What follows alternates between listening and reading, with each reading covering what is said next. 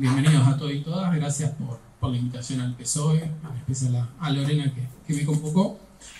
Y también felicito la iniciativa, hablar de la Guerra Civil Española, en esta pregunta de por qué 88 años después, hablar de la Guerra Civil Española, y podemos encontrar un montón de respuestas, y creo que ninguna es cerrada, pero hoy en día, 88 años después, seguimos encontrando expresiones artísticas donde reflejan la lucha heroica del pueblo español, en canciones, en poemas, en obras de teatro que se siguen montando en el teatro, sobre todo en el teatro independiente, dramaturgos haciendo obras de teatro sobre la Guerra Civil Española y sobre algunas batallas épicas. Y también, lo que decía Andrés, estamos viviendo una época donde tenemos que volver a discutir cuestiones que pensábamos que ya estaban resueltas, que no iban a volver a pasar. Y ahí también retomar la frase de Marx de que la historia se repite dos veces, primero como tragedia y segundo como farsa. Y hoy volver a discutir de que el nazifascismo y los grupos neonazis no tienen que seguir avanzando, y ahí tengo un debate político e ideológico fuerte para dar. Me parece que estos espacios son importantes. Y también levantar esa bandera de solidaridad que se dio a través de la Segunda República. Y uno de los puntapiés, que después lo voy a tomar en la segunda charla, la parte cultural que llevó adelante la Segunda República. Fue magnífico, más para la época y en el contexto que venía España, los avances y las revoluciones educativas y culturales que llevó adelante el gobierno de la Segunda República. No hay que dejarlo pasar y no hay que olvidarnos de esas cosas.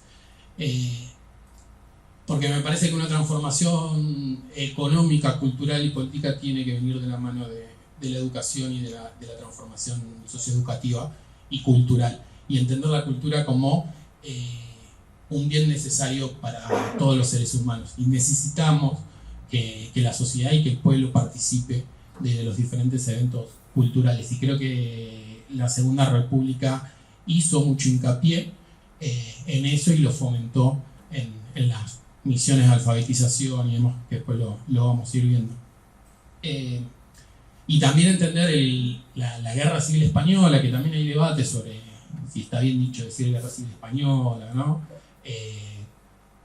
Lo hablaba cuando había hecho el recorrido con Mónica, de que ella planteaba que fuera un crimen de lesa humanidad, que también está bien dicho. Una profesora mía me decía que en realidad no era guerra civil, sino era una revolución que tuvo su contrarrevolución triunfante y demás, pero sí está bueno discutir el cómo se llega a ese momento y el porqué. Y también lo que decía Andrés, el franquismo, el fascismo en España triunfa, pero después lo que viene el franquismo hacia la población española es muy duro y se reencarnece aún más, además de todos los crímenes de lesa humanidad que llevaron adelante. Pero también entenderlo, el conflicto, como el preámbulo de lo que iba a ser después la Segunda Guerra Mundial o la Gran Guerra Patria, donde muchas veces se esperaba que el conflicto estalle para que el bando republicano tenga una posibilidad de una guerra, que después también hay debates de que ya entrado se sabía que se iba a perder y demás, pero me parece que eso es otro debate, que sí hay que rescatar el desarrollo heroico de las mujeres y los varones que lucharon por la República. Y también entender España en qué momento estaba antes de la proclama de la Segunda República. España no era más ese imperio importante que tenía miles de kilómetros en colonia. Ya entrado el siglo XX ya le quedaban casi nada de colonias, incluso al principio del siglo XX pierde las últimas colonias frente a Estados Unidos, pierde Cuba, Puerto Rico, Filipinas, y ya eso también le va a generar una crisis porque de ese imperio español va a quedar en ruinas y va a quedar como un país europeo subordinado a las potencias imperialistas europeas, y va a seguir con una lógica feudal de trabajar la tierra de una manera arcaica, y eso iba a generar mayor atraso en comparación del resto de las potencias europeas. Sí, Cataluña, el País Vasco, sí va a tener un nivel de industrialización, pero va a ser mínimo en comparación del resto de Europa. Y también entender que la Guerra Civil Española se da en un contexto de entreguerras, donde se había terminado la Primera Guerra Mundial o la Guerra Interimperialista y la Segunda Guerra Mundial. Y en ese contexto van surgiendo situaciones en Europa que van a ir marcando también la vida política, social, cultural y económica de España. Que si querés pasamos a otra. Que después de finalizada la Primera Guerra Mundial va a haber diferentes cuestiones en Europa, sobre todo, que va a poner en crisis las democracias liberales burguesas. La cantidad de muertos que va a llevar la Primera Guerra Mundial y que no puede levantar económicamente la situación en sus países va a poner en tela de juicio las democracias liberales.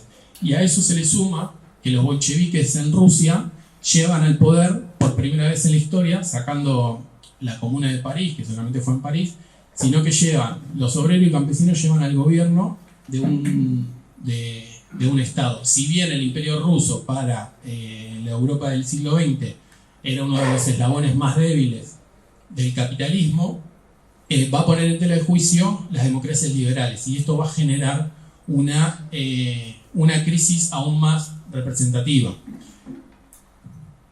Entonces, hay una crisis representativa que la Revolución Rusa va a tener un cierto grado de primavera revolucionaria, con la Revolución Alemana de 1919, que va a ser derrocada y van a ser masacrados los dirigentes patquistas. También en Hungría va a durar muy poco el gobierno revolucionario, y ahí las democracias liberales van a ver que la represión va a ser el método y que van a tener que ir afianzando cada vez más la represión hacia el movimiento obrero que estaba surgiendo. Y ahí es cuando esas revoluciones quedan truncadas, la Unión Soviética va a quedar aislada y va a quedar sola. Y ahí también empiezan a surgir los grupos de extrema derecha en Europa, donde el primero va a ser la Italia fascista, donde también en Turín va a haber un levantamiento obrero con consejos de fábrica, donde van a empezar a plantear una revolución y van a ser masacrados. Y la figura de Benito Mussolini va a ser importante, no solamente para Italia, sino para lo que va a ser después la sublevación fascista en España, porque va a venir de la mano con las clases dominantes, pero también con un sector de la clase trabajadora, donde va a generar esta idea del orden social establecido. Entonces lo van a ver a Mussolini con buenos ojos las clases dominantes italianas. Y después también Portugal en el 26, que se funda el Estado Nuevo, con Salazar a la cabeza, que va a durar 41 años, donde va también a implantar una dictadura fascista, también con el lema de familia, patria y Dios, que va a ser muy similar al de Franco, pero casualmente, perdón, esas dictaduras no van a ser tan aliadas y tan amigables entre sí. Va a haber siempre un dejo de sospecha entre uno y otro. No así como con la Italia y con la Alemania. Que después se verá más adelante el rol de Franco en la Segunda Guerra y en el posterior de la Segunda Guerra Mundial.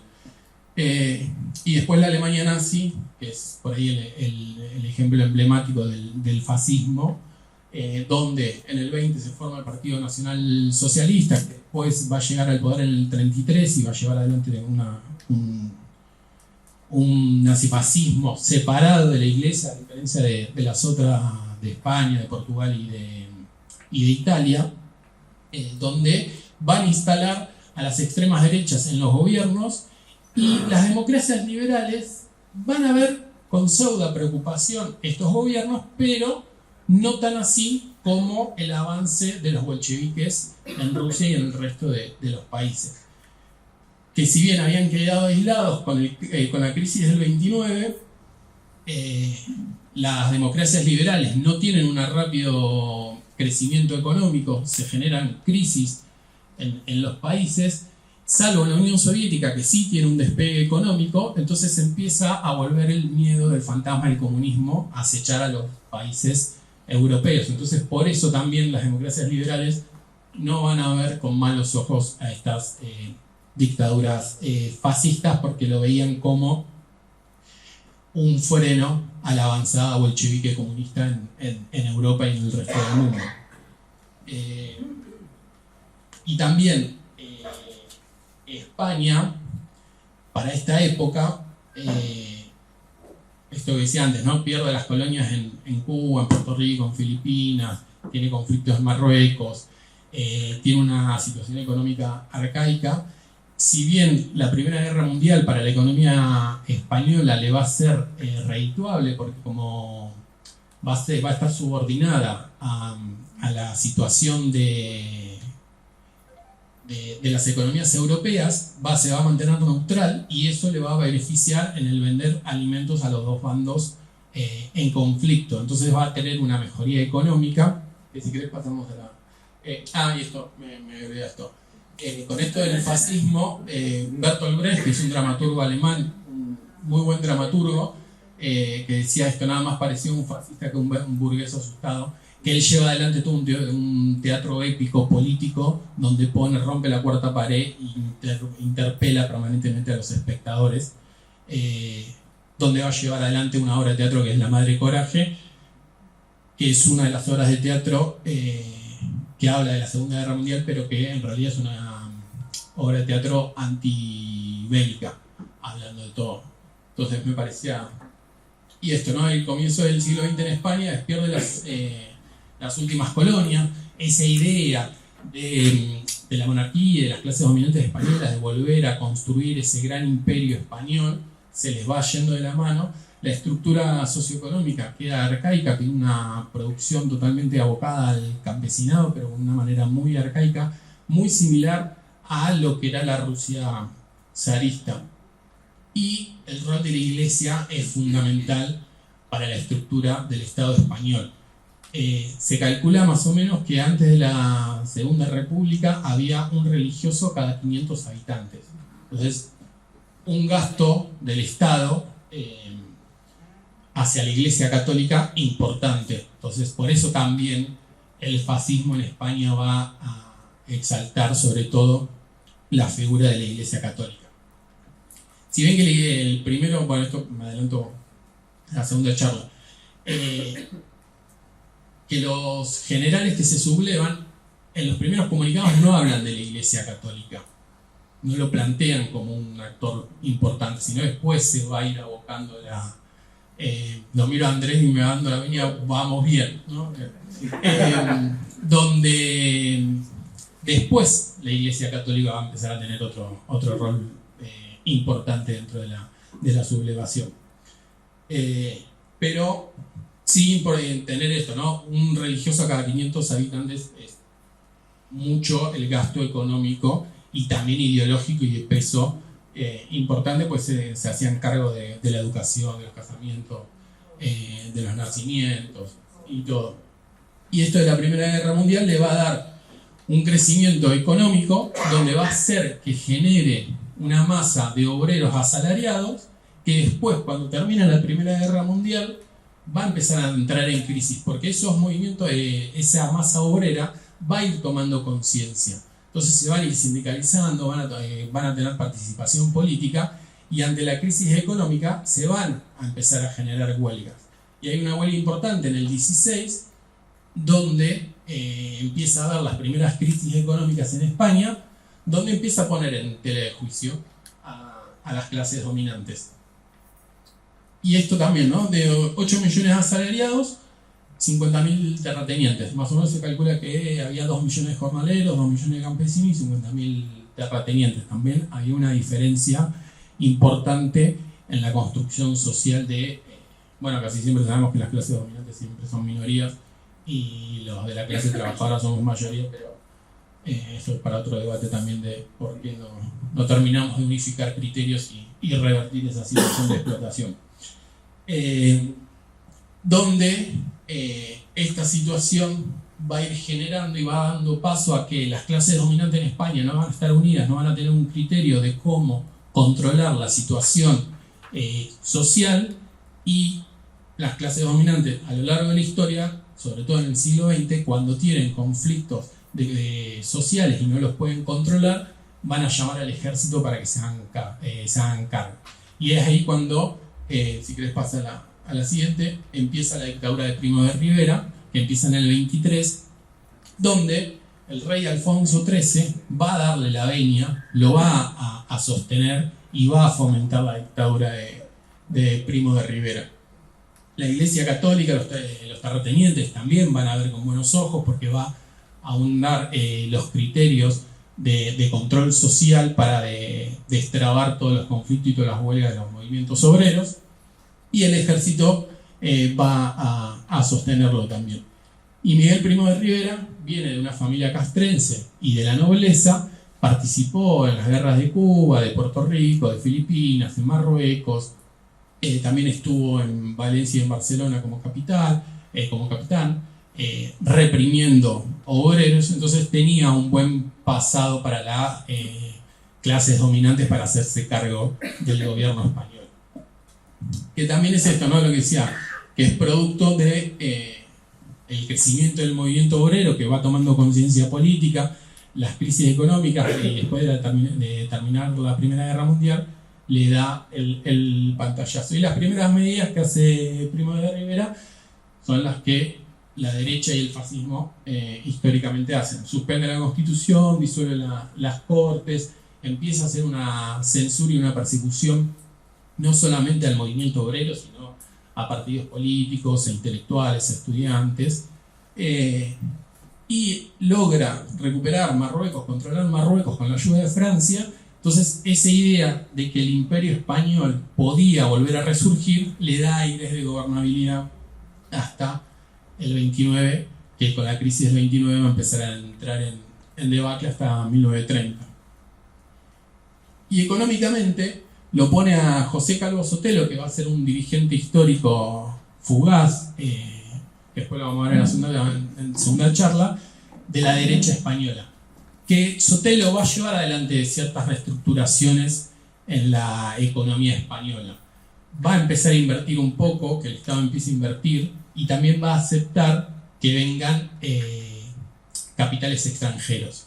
Y estos capitales extranjeros, después también lo vamos a ver cuando es la sublevación, van a cumplir un rol importante en el pacto de no intervención. Porque la mayoría de los capitales extranjeros que llegan a España son de Inglaterra y de Francia, que son los dos países principales en el pacto de no intervención, que después lo vamos a ver que no fue tan pacto de no intervención. Pero sí, Sotelo hace algo que es como lo más revolucionario, que es que el petróleo español sea de manos estatales. No privatiza la luz, el teléfono, todo, pero el petróleo, y eso le lleva adelante una crisis de boicot contra los buques españoles. Entonces genera una crisis diplomática, pero nunca todavía esta medida del petróleo de generarla como para tener una soberanía, pero que en realidad no lleva adelante una soberanía de energía hacia dentro de España. Sigue con toda una política arcaica en la producción. Y el fin de la dictadura de Primo de Rivera se va por la crisis del 29, pone de nuevo en crisis a la sociedad española, y empieza esta participación que Primo de Rivera tenía, o cooptación o cohección.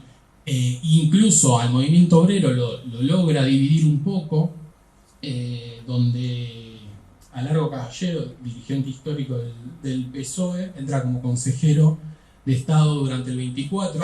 Entonces eso hace una división entre el PSOE y los anarquistas, donde a los anarquistas los van a perseguir. Pero después esto, que las mejorías salariales y condiciones laborales va a entrar en crisis y el movimiento obrero va a empezar a unificarse para empezar a combatir la dictadura. Y las clases dominantes no logran todavía resolver sus internas, entonces lo ven al ejército y al Primo de Rivera como algo que no está sirviendo para la consolidación de las clases dominantes. Entonces empiezan a soltarle la mano, incluso el rey Alfonso le va a terminar de soltar la mano, pero ya está muy ligado a la dictadura de Primo de Rivera y la población no ve con buenos ojos ni a la dictadura ni a la monarquía.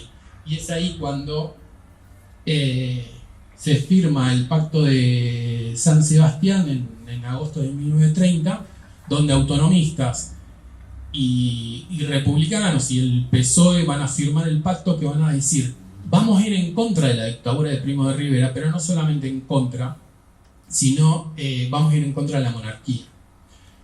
Entonces ahí se empieza a gestar el fin de ambas, tanto de la dictadura como de la república. Pero no solamente se quedan con el lema, sino lo empiezan a llevar a cabo y también van a plantear unas reformas en la Constitución, plantear, que ahí estaba viendo uno de los afiches, lo del voto femenino. Entonces empiezan a plantear no solamente ponerle fin a la monarquía y a la dictadura, sino empezar a llevar adelante reformas de carácter radicales. Si querés pasar. Y acá, cuando se logra el fin de la dictadura y se hacen las elecciones y gana el bando republicano, Antonio Machado en sus memorias planteaba esto: de aquellas horas, Dios mío, estuvieron tejidas todas ellas con el más puro lino de la esperanza, cuando unos viejos republicanos izamos la bandera tricolor en el ayuntamiento de Segovia. Esta idea de volver, de ponerle fin a la monarquía, empezar con esta idea de que la República Española iba a traer mejoras sociales, económicas, culturales y políticas de España, mucha de la población va a mirar con buenos ojos la declamación de la República. Que antes también de las elecciones, de la proclama de la República, va a haber una sublevación en Jaca, que va a lograr una sublevación de generales republicanos, pero la de Cuatro Vientos fracasa. Entonces los capitanes Fermín Galán y Ángel García Hernández de Cuatro Vientos van a ser fusilados, y esto genera una crisis en la dictadura, que va a entender que los que firmaron el pacto de San Sebastián, la única salida para ponerle fin a la dictadura y a la monarquía es la lucha electoral. Entonces el movimiento obrero también se junta a la lucha electoral por la República, y se logra esta situación. También va a haber esta proclamación de la Segunda República, va a estar dividida en dos bienios: el bienio reformista y el bienio negro.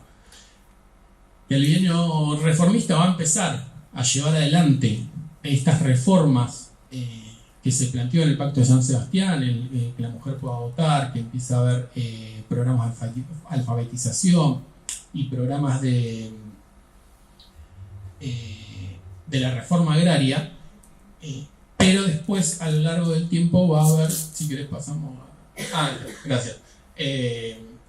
Esto, ¿no? El Pacto de San Sebastián, los autonomistas, los republicanos y el PSOE, donde va a lograr las elecciones con una victoria contundente. De 50 capitales, 41 van a quedar en manos de los republicanos. Entonces el discurso antimonárquico y la acción antimonárquica en España estaba fuerte. Y si querés pasamos a la otra, que cuando estas elecciones, el rey Alfonso XIII se exilia, primero está un tiempito muy breve en Francia y después termina en la Italia fascista. No es casualidad tampoco, porque después en la sublevación va a jugar un rol. Y el rey Alfonso nunca abdica, ¿no? O sea, se va de España, pero no renuncia al trono y a la monarquía. Y que dice esto, ¿no? No voy a lanzar un compatriota contra otro en una fratricida guerra civil, que después no va a llevar a cabo estas cuestiones.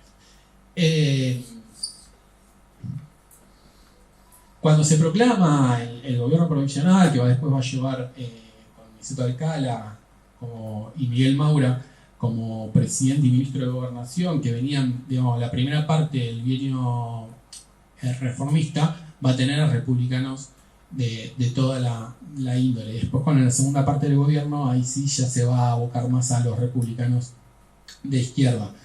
Pero van a llevar estas reformas que estaban planteadas en el pacto de San Sebastián, donde una de las primeras medidas de este gobierno republicano es cambiar los símbolos monárquicos por los republicanos, ¿no? Lo primero es la bandera republicana, el himno del riego reemplaza al monárquico y empieza a cambiar las calles referencias a la monarquía, empiezan a plantearlas con símbolos de la cultura española y demás. Y cuando se sanciona la Constitución republicana, cuando se hace, las elecciones para las Cortes Constituyentes, que se hacen en el 31, también ya la coalición republicana socialista va a dar una contundente victoria. Y esto va a generar aún más radicalización de las medidas de la República. Que también ahí en el gabinete de gobierno van a estar republicanos, entre comillas, puros, socialistas y autonomistas. Y la República va a tomar una reivindicación histórica de las autonomías en España. Y le va a empezar a conceder la posibilidad de el idioma y cuestiones culturales de cada región, no las va a prohibir. Y esta situación también va a generar llevar adelante la República unas reformas laborales, educativas, la reforma agraria, que va a permitir una mayor participación del pueblo. Y una de las grandes reformas es que la Iglesia se va a separar del Estado. Y eso va a generar una crisis importante, por esto que le decía, ¿no? La Iglesia Católica en España era muy fuerte, tenía mucha participación, dependía mucho también del Estado y tenía mucha riqueza, tenía tierras, tenía bancos, no era poca cosa. El gobierno republicano, de que va a acusar al gobierno de la República de no avanzar y de frenar incluso la reforma agraria. Solamente se entregan 12.000 solamente 12.000 van a estar beneficiados por la reforma agraria, y que las medidas que va a ir tomando la República no van a ser suficientes. Entonces los anarquistas van a radicalizar su postura de que para llegar al comunismo libertario va a ser necesaria la insurrección y no la lucha electoral. Y la derecha, por su oposición, no queremos seguir perdiendo privilegios, no estamos de acuerdo con la reforma agraria, no estamos de acuerdo con las reformas que lleva adelante la República y no vamos a querer que esto siga avanzando. Y por eso la derecha y los anarquistas se van a ir sublevando en diferentes momentos. En agosto del 32, el general Sanjurjo, que va a ir teniendo cada vez mayor relevancia en la historia de España, se va a sublevar en Sevilla, pero no va a conseguir gran apoyo en otros estamentos. Entonces fracasa esa sublevación, pero al gobierno de la República le genera una preocupación y un miedo de que la derecha se siga gestando para poder golpear y derrocar a la República. A Sanjurjo lo condenan a muerte, pero le condenan la pena y le dan 30 años de prisión, que después termina exiliado en Portugal y después vuelve con la sublevación.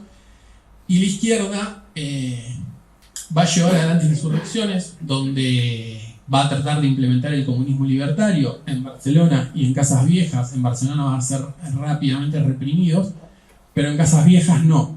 Va a llevar adelante una lucha importante que después van a ser derrotados, y a diferencia de la derecha, los anarquistas se los encarcela y se los deporta. Entonces ahí también hay una discusión hacia el gobierno de la República de que a la izquierda se la perseguía aún más que a los sectores de la derecha promonárquica y fascista. Y esto, ¿no?, de el bienio reformista del 33 al 35, que, bueno, ahí me había equivocado en las diapositivas, puede fallar. No, que empieza el gobierno del bienio negro con el gobierno de Lerroux, ¿no? Lerroux. Se conforma la CEDA, que es un grupo de extrema derecha, Confederación Española de Derechas Autónomas, convocada por Acción Popular, donde va a lograr no una mayoría, entonces instalan a Alejandro Lerroux en la formación del gobierno. Y el bienio negro se da también por una cuestión de que las izquierdas y el republicanismo en España va a estar dividido. Entonces, al estar dividido, no conformar un frente popular, que después se va a dar más adelante, le da a la derecha el retorno al gobierno. Y hay una abstención del 32% para esas elecciones. Obviamente que el gobierno del bienio negro va a frenar todas las medidas reformistas, va a dar marcha atrás con la reforma agraria, va a derogar las autonomías, va a dar marcha atrás también con la ley laica, va a volver la Iglesia a tomar su rol principal, y va a perseguir y encarcelar a dirigentes, obreros, estudiantiles, intelectuales y demás, en contra de lo que es la parte monárquica e Iglesia Católica. Los van a perseguir a aquellos que planteen esta idea de la república, ideas socialistas, anarquistas, comunistas y demás. Y ahí se va a dar un alzamiento donde la derecha también va a entender que los votos no le van a garantizar sostener sus privilegios y sus derechos.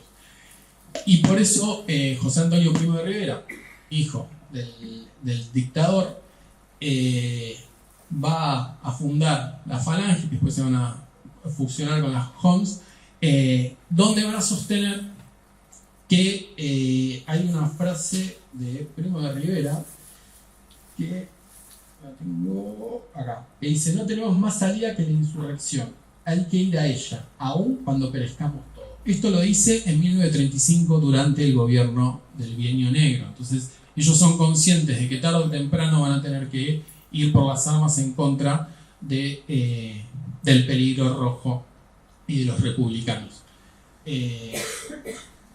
Y con creo que hay otra, sí, con las huelgas Después viene de Asturias. Sí, no, igual, no, está bien, digo, porque acá esto, ¿no?, de consciente con los votos, no le dan los privilegios. Y con la huelga general en Madrid, León, País Vasco, Cataluña, sí le va a dar a la izquierda y al republicanismo una cuestión de participación activa por la república, y si querés, donde a pesar de la persecución del gobierno de derecha, la izquierda no va a sentir miedo, no se va a atemorizar, y va a empezar a unar criterios en la organización y en la lucha en conjunto. Y acá hay tres posturas que se van a ir unificando en algunos puntos, después en otros puntos se van a seguir enfrentando, que es que la CNT y la FAI van a radicalizar su postura de que la insurrección va a ser el camino para la liberación de España y para la instauración del comunismo libertario. El PSOE, el sector más a la izquierda, va a plantear algunas apreciaciones sobre la república, de que hay que ir más a fondo. Y Largo Caballero va a empezar a sostener la idea de la necesidad de la dictadura del proletariado. Va a radicalizar cada vez más su postura. Y el PSOE va a empezar a comprar armamento en el exterior para formar las milicias del PSOE.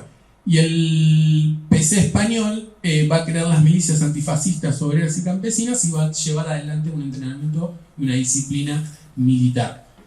Estas tres fuerzas se van a dar, si querés pasar, en el levantamiento de Asturias, donde esta unión de todos los sectores de izquierda y republicanos en España van a darle demostración a ellos de que la unidad del movimiento obrero puede darles las victorias. Ya que el levantamiento de Asturias va a llevar 2 meses, si no me equivoco, el control de la región, y se van a crear órganos de poder que remiten a los soviets, a la Unión Soviética o a la Comuna de París. Y esta unión se va a ir dando, se va a ir profundizando, y es así que van a tener que mandar a la Legión extranjera y al ejército a acabar con esta sublevación. Y es ahí cuando aparece Franco y empieza también a tomar un poco más de protagonismo, pero va a quedar en segundo plano y después más adelante va a ir cada vez tomando más postura. Pero la reconquista de Asturias va a llevar 3.000 muertos, 7.000 heridos, 30.000 detenidos, y también deja esto a los republicanos y a la izquierda de que la unidad del movimiento obrero es necesaria y es fundamental para la construcción de la victoria de la clase trabajadora, pero también les da la lección de que la derecha no va a dudar un segundo en fusilar al movimiento obrero si no acata el orden social preestablecido por las clases dominantes.